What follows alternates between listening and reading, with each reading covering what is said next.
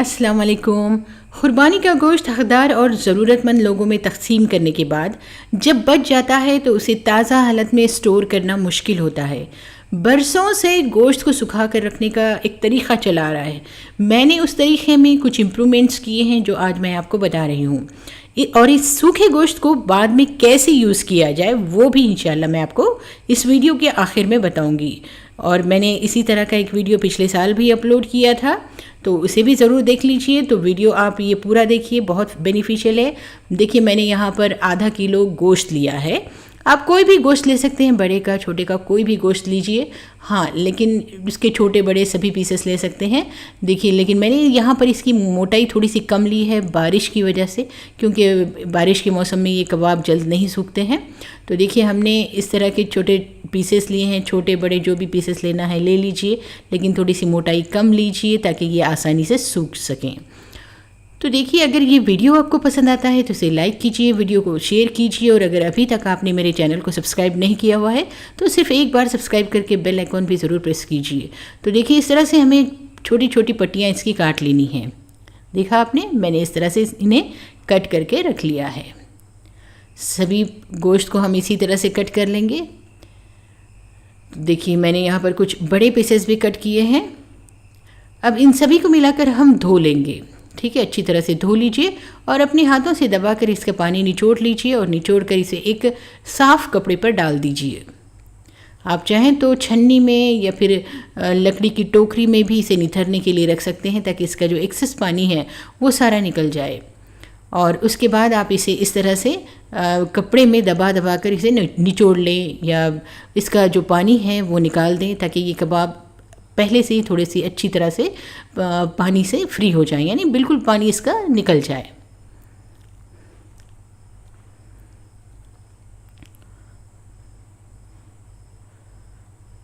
तो देखिए अब हम क्या करते हैं कि 2 टेबलस्पून लहसुन को कूटते हैं। देखिए ये 2 टेबलस्पून लहसुन है जो मैं कूट रही हूँ। आप चाहें तो मिक्सर में, ग्राइंडर में भी पीस सकते हैं।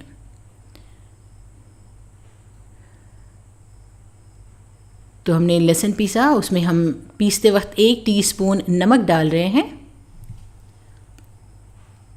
और 1 टीस्पून ज़ीरा पाउडर डाल दीजिए और ½ टीस्पून काली मिर्च पाउडर डालिए। सभी चीज़ों को अच्छी तरह से लहसुन के साथ पीस लीजिए। फिर 1 टीस्पून लाल मिर्च पाउडर डालिए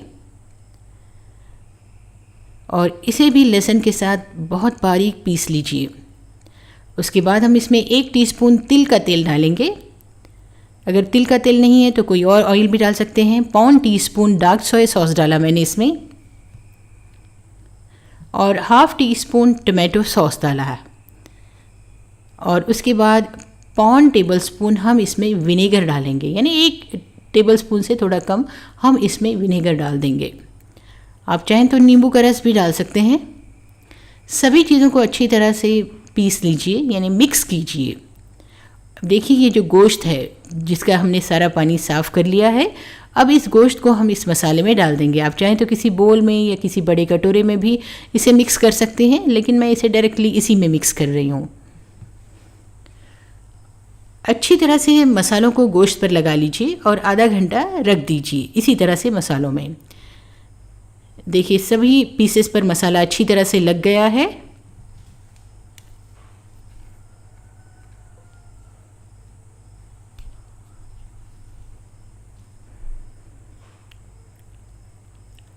अब आधे घंटे बाद हम क्या करेंगे, एक वायर रैक लेंगे। अगर आपके पास वायर रैक नहीं है तो आप किसी तार पर डाल सकते हैं या फिर किसी बड़ी थाली में सुखा सकते हैं।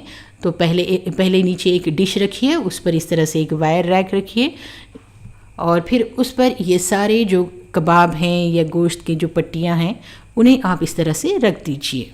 इस गोश्त को हमें इस तरह से अरेंज कर लेना है। ठीक है, हमें इसे सुखाना है। अब मैं एक कोयला गर्म कर रही हूँ और यानी जला रही हूँ। इस कोयले को आप एक छोटी कटोरी में रखिए या फिर सिल्वर फॉइल की कटोरी में रखिए। फिर उसके बाद आप इस पर थोड़ा सा घी डाल दीजिए और घी डालकर जैसे ही धुआं निकलने लगेगा तब आप इस पर इस धुएं को इन कबाबों पर दे दीजिए। ठीक है, इससे कबाबों में स्मोकी फ्लेवर आ जाएगा और कबाब बहुत मज़ेदार लगेंगे। सारे कबाबों को ये धुआं दे दीजिए, ठीक है।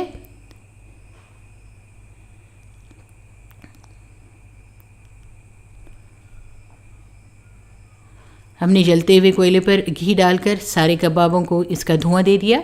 अब उसके बाद हम क्या करेंगे, थोड़ा सा हेयर ड्रायर से इसे सुखा लेंगे। एक 5 से 10 मिनट, ज़्यादा नहीं, बस 5 से 10 मिनट इसे हमने हेयर ड्रायर से सुखा लेना है।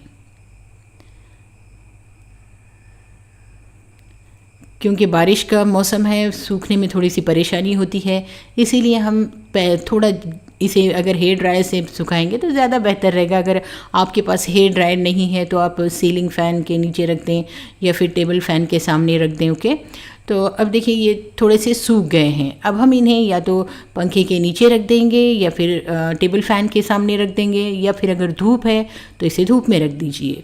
देखिए बस मैंने इसे 1 दिन ही धूप में रखा तो ये कितनी अच्छी तरह से सूख गए हैं, क्योंकि मैंने इसका बहुत सारा मॉइस्चर निकाल दिया था और इसे हेयर ड्रायर से भी थोड़ा सा सुखाया था, तो इसीलिए ये बस 1 ही दिन में सूख गए हैं। और देखिए कितनी आसानी से ये टूट रहे हैं, देखा आपने। हो सकता है कि आपको 2 दिन भी लगें, लेकिन ये बहुत जल्दी सूख जाते हैं। अब सूखने के बाद इन्हें निकालिए और उसके बाद इसके टुकड़े कर लीजिए, और टुकड़े करके आप इसे किसी एयर टाइट कंटेनर में भर कर रख दीजिए। ये साल भर ख़राब नहीं होंगे। अब मैं इसका यूज़ आपको बताती हूँ कि इसे कैसे यूज़ किया जाए। सबसे पहले तेल गरम कीजिए और फिर उसके बाद इन कबाबों को या इस गोश्त को आप फ्राई कर लीजिए, और फ्राई करने के बाद इसे निकाल लीजिए। फ्राई करे हुए कबाब आपको किसी ग्रेवी के साथ, खट्टी दाल, फिक्की दाल, किसी भी दाल के साथ ये बहुत अच्छे लगते हैं, ठीक है।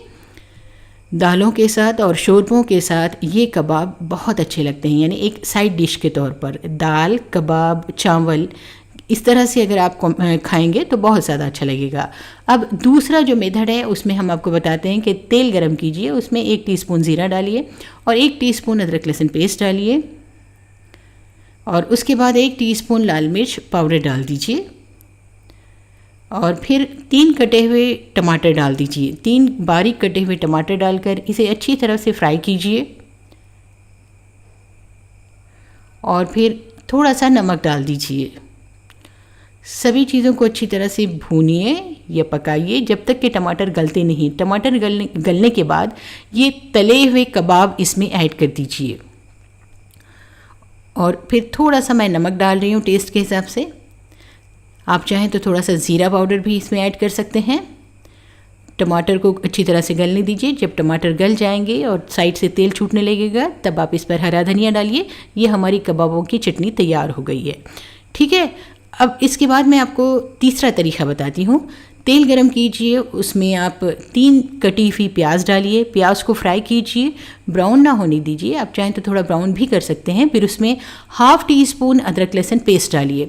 सभी चीज़ों को अच्छी तरह से फ्राई कीजिए और 1/4 टीस्पून हल्दी पाउडर डाल दीजिए। हल्दी पाउडर के साथ भी इसे अच्छी तरह से फ्राई कीजिए, और फिर हरी मिर्च का पेस्ट डाल दीजिए 1 टीस्पून। 1 टीस्पून हरी मिर्च का पेस्ट डालकर इसे भी फ्राई कीजिए। फिर उसके बाद नमक डाल दीजिए। अब हम इसमें आधा कप पानी डाल रहे हैं ताकि प्याज थोड़ी सी गल जाए, और उसके बाद इसमें तले हुए कबाब डाल दीजिए। तले हुए कबाब डालकर इसे कुछ देर पकाइए, और फिर गैस बंद कीजिए और ऊपर से हरा धनिया डालकर सर्व कीजिए। अब मैं आपको चौथा मेथड बताती हूँ। चौथे मेथड में हम क्या करेंगे, एक 4-5 लहसुन के साथ तले हुए कबाबों को कूट लेंगे, और उसके बाद इसमें लाल मिर्च पाउडर डालेंगे। लाल मिर्च के साथ भी इन कबाबों को कूटेंगे। देखिए इस तरह की चटनी आप ऐसे भी खा सकते हैं, या फिर आप 2 टेबलस्पून तेल गरम कीजिए, फिर उसमें प्याज डालिए, प्याज को फ्राई कीजिए, और फिर उसके बाद देखिए जो हम कबाब पीस रहे थे उसमें मैंने थोड़ा सा हरा धनिया डालकर पीस लेना है, यानी मैंने कोतमीर ऐड कर दी। कोतमीर के साथ भी हम इसे थोड़ा सा कूट लेंगे, और जब प्याज फ्राई हो जाएगी तब हम इसमें ये कूटे हुए कबाब डाल देंगे। यानी कुटा हुआ सूखा गोश्त डाल देंगे और उसे अच्छी तरह से मिक्स करके थोड़ा सा पका लेंगे। ये भी बहुत अच्छा लगता है रोटी के साथ, ठीक है, ज्वार की रोटी या गेहूं की रोटी के साथ। फिर उसमें आप ज़ीरा पाउडर डाल दीजिए ½ टीस्पून और नमक डाल दीजिए। सभी चीज़ों को मिक्स कीजिए। देखिए ये हमारी ये कबाब की चटनी तैयार हो गई है। ये सारे इंग्रेडिएंट्स की लिस्ट मैंने यहाँ दी है, आप इसमें से देख लीजिए। अब देखिए यहाँ हमारे पास ये कबाबों की चटनी है, ये टमाटर वाली कबाब की चटनी है, और ये तले हुए कबाब हैं, और ये सूखी चटनी है जो हमने कबाब की पीस कर बनाई है। तो ये सारी चटनियाँ ज्वार की रोटी या फिर फुल्का पराठा के साथ बहुत अच्छी लगती हैं। आप चाहें तो इन्हें चावल के साथ भी खा सकते हैं या फिर दाल और किसी शोरबे के साथ साइड डिश के तौर पर भी खा सकते हैं। लेकिन स्पेशली जब दाल चावल वगैरह पकते हैं तो घरों में ये तले हुए कबाब खाने का रिवाज ये बहुत आम है, ठीक है। तो आप इस तरह से बनाएं, चटनियाँ बनाएं, कबाब सुखाएं और अपनी राय इस रेसिपी के बारे में ज़रूर बताएं। इंशाल्लाह फिर मिलूँगी एक नई और यूज़फुल रेसिपी के साथ। Thanks for watching.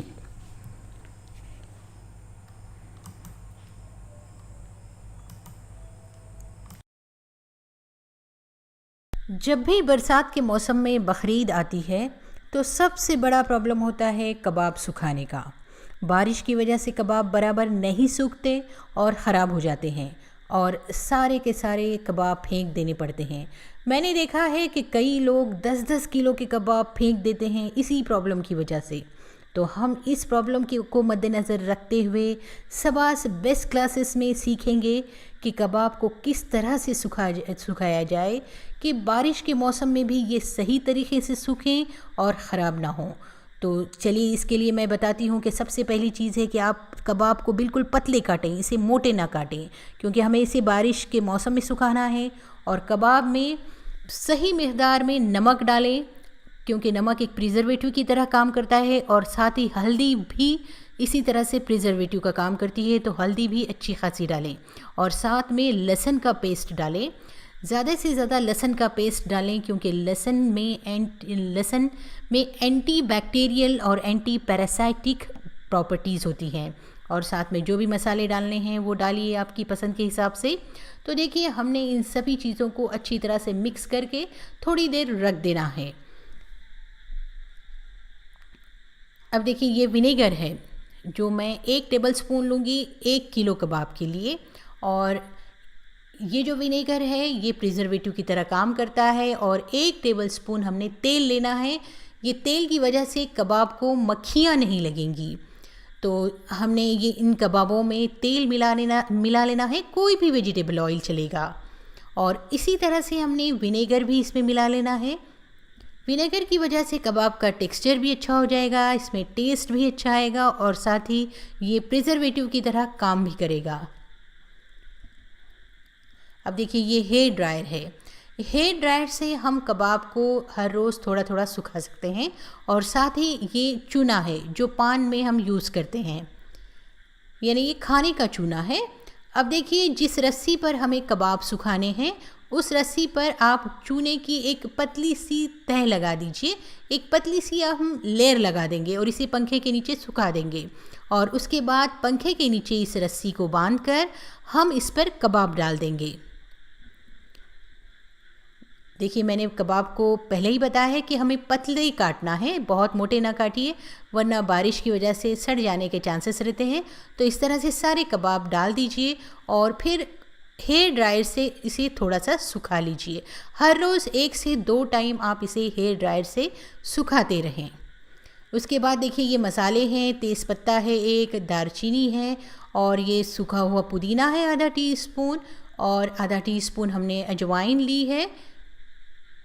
ये चीज़ें लेना ऑप्शनल है। आधा टीस्पून कलौंजी हमने ली, करणफूल है, 2 हरी इलायची है और 4 लौंग है। अब देखिए हमने यहाँ पर लहसुन ली है, लहसुन की डंडियाँ और उसके छिलके वगैरह भी ले सकते हैं, और ये प्याज के छिलके हैं। आप चाहें तो सिर्फ प्याज के छिलके और लहसुन की कलियाँ या लहसुन का छिलका ले सकती हैं, और ये सारे गरम मसाले अवॉइड कर सकती हैं। गरम मसाले लेना ऑप्शनल है, आप बिल्कुल इसे अवॉइड कर सकती हैं। तो देखिए हम सिर्फ प्याज और लहसुन भी ले सकते हैं। मैं बार बार बता रही हूँ आपको, बस गरम मसालों से थोड़ी सी अच्छी खुशबू आएगी, इसीलिए मैंने लिया है। अब देखिए यहाँ मैंने जलते हुए कोयले लिए हैं। इन कोयलों में मैं ये प्याज के छिलके डाल दूँगी और सारे गरम मसाले वगैरह हम इसमें डाल देंगे।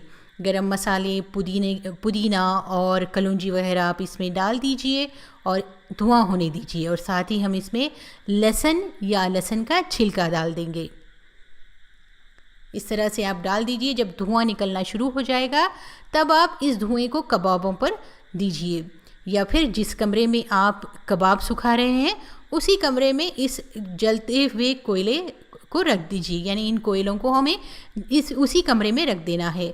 तो इससे होगा क्या है, कबाब में स्मोकी फ्लेवर भी आ जाएगा और साथ ही कबाब पर जो है इन्फेक्शंस यानी चींटियाँ वगैरह नहीं होंगी और मक्खियाँ वगैरह नहीं बैठेंगी और कबाब मॉइस्ट भी नहीं होंगे जल्दी। तो देखिए हमने इस तरह से करना है हमारे कबाबों को सुखाने के लिए। तो कहिए आपको ये तरीके कैसे लगे। अगर आपको ये पसंद आए हैं तो आप इन्हें लाइक कीजिए। तो इस वीडियो को आप ज़्यादा से ज़्यादा लोगों से शेयर करें ताकि कहीं भी किसी के पास भी कुर्बानी का गोश्त ज़ाय ना हो, यानी वेस्ट ना हो, और आप भी दुआओं के हकदार हो जाएं। तो चलिए मिलते हैं एक यूज़फुल वीडियो के साथ इंशाल्लाह। और सबास बेस्ट क्लासेस को ज़रूर सब्सक्राइब करें, लाइक और शेयर भी ज़रूर करें। अस्सलाम वालेकुम।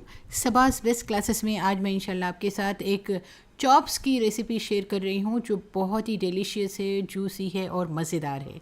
तो चलिए अब हम इसे बनाते हैं।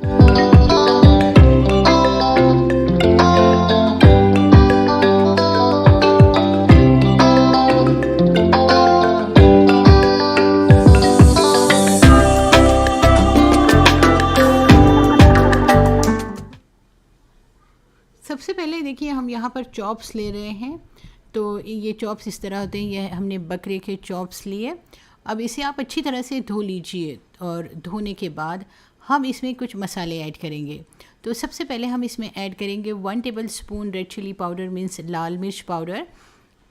और लाल मिर्च पाउडर डालने के बाद हम इसमें 2 टीस्पून अदरक लहसुन पेस्ट डालेंगे। अदरक लहसुन पेस्ट अगर फ्रेश होगा तो ज़्यादा बेटर रहेगा। ओके, उसके बाद आप इसमें 2 टीस्पून नींबू का रस डाल दीजिए। नींबू का रस हमने 2 टीस्पून डाल दिया।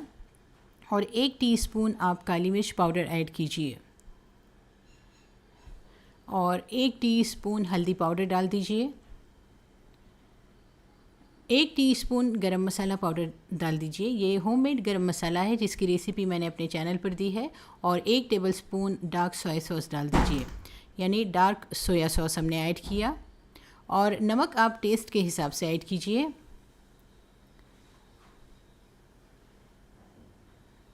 अब हम इसमें 1 टेबलस्पून तेल डालेंगे और 4 टेबलस्पून आप इसमें गाढ़ा दही ऐड कीजिए। दही अगर गाढ़ा ना हो तो आप इसे छान कर डाल लें, लेकिन थिक डालें। ओके, तो हमने इसमें दही ऐड किया।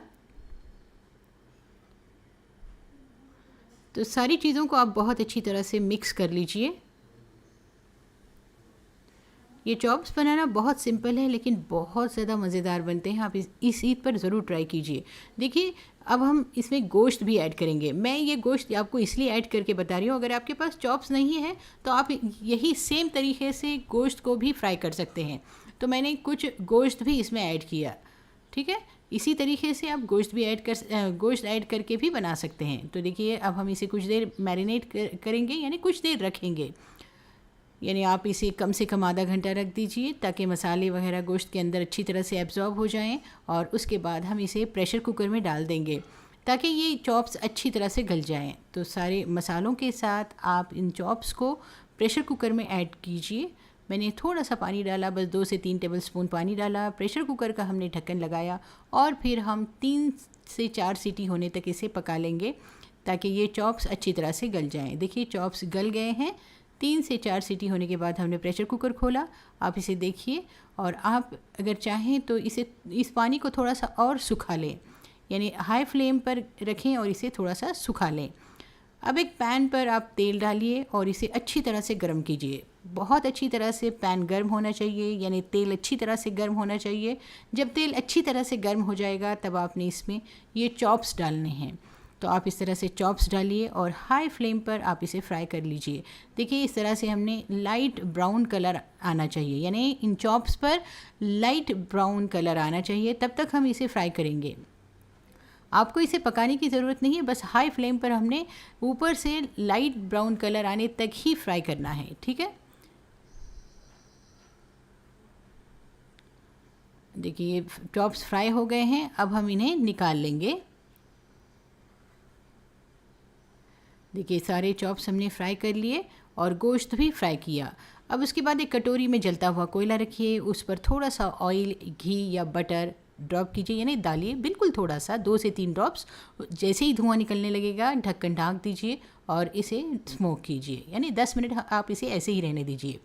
अब एक दूसरे पैन में 2 टेबलस्पून बटर डालिए और बटर को थोड़ा सा मेल्ट करने के बाद आप इसमें 3 टेबलस्पून दूध की मलाई या फ्रेश क्रीम डालिए और half tea spoon chaat masala डाल दीजिए और इसे अच्छी तरह से मिक्स करते हुए धीमी आंच पर पकाइए।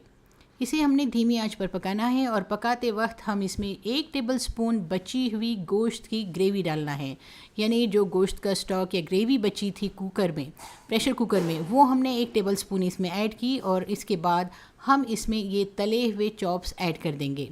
तले हुए चॉप्स ऐड करके आप इसे अच्छी तरह से मिक्स कीजिए। ऊपर से नींबू का जूस डालिए और नींबू का रस डालने के बाद इसे हम अच्छी तरह से मिक्स कर लेंगे। यहाँ मैंने हाफ़ टेबल स्पून नींबू का रस डाला है। अब इस पर बारीक कटा हुआ हरा धनिया डाल दीजिए और इसे मिक्स कीजिए और फिर अब इसे गर्मा गर्म सर्व कीजिए। बहुत ही ज़बरदस्त मज़ेदार से चॉप्स हमारे पास तैयार हैं।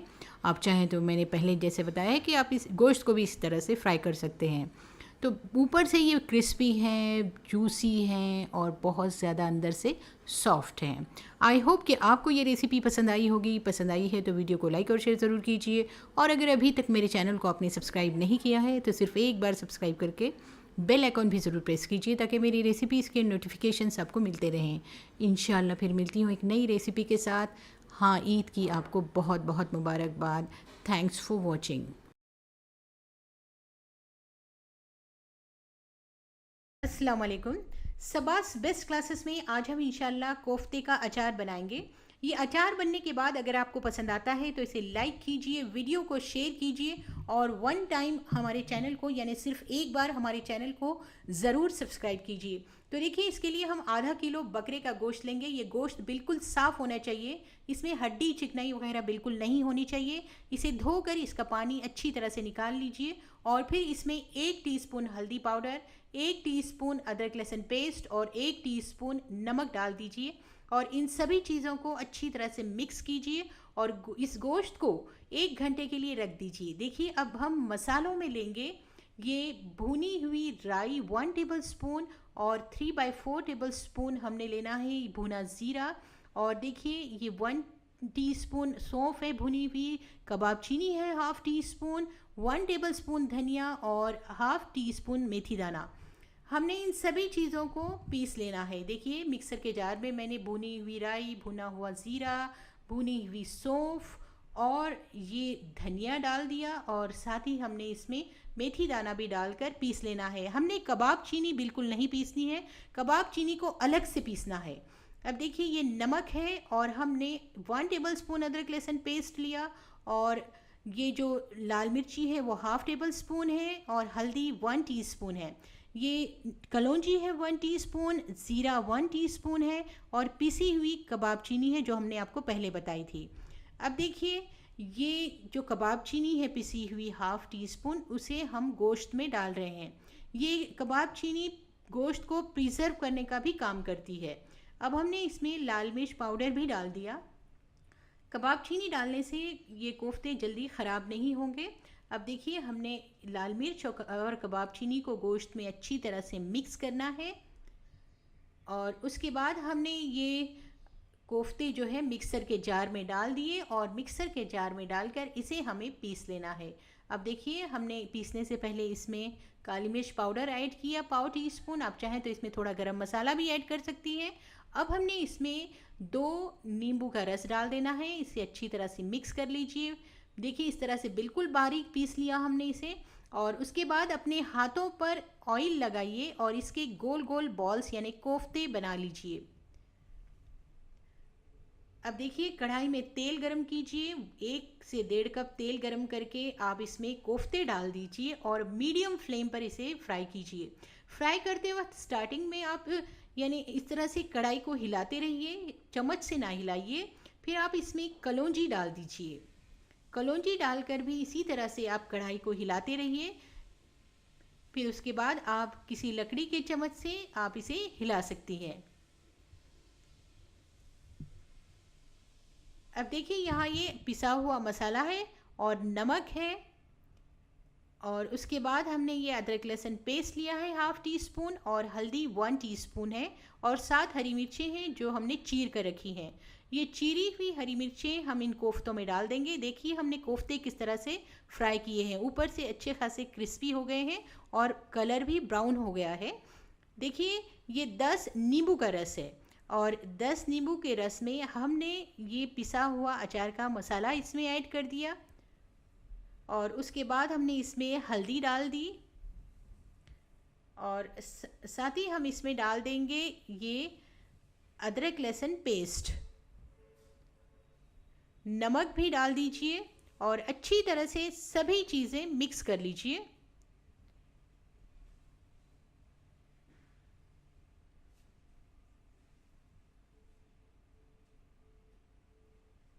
और मिक्स करने के बाद आप इसे कोफ्तों में डाल दीजिए। कोफ्तों में डालकर इसे फिर से मिक्स कीजिए और इसे मीडियम फ्लेम पर पका लीजिए।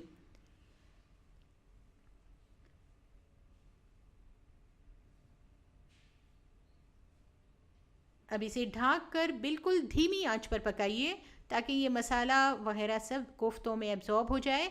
अगर ज़रूरत पड़े तो थोड़ा नींबू का रस डालिए। हमने देखिए 2 नींबू का रस इसमें ऐड कर दिया। अब ढक्कन ढककर बिल्कुल धीमी आंच पर इसे पका लीजिए। देखिए अब ये कोफ्तों का अचार बिल्कुल तैयार हो गया है।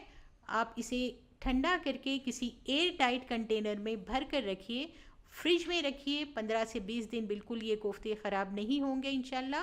अब तो देखिए हमारा कोफ्ते का अचार तैयार है। इंशाल्लाह फिर मिलेंगे एक नई और यूज़फुल रेसिपी के साथ। Thanks for watching.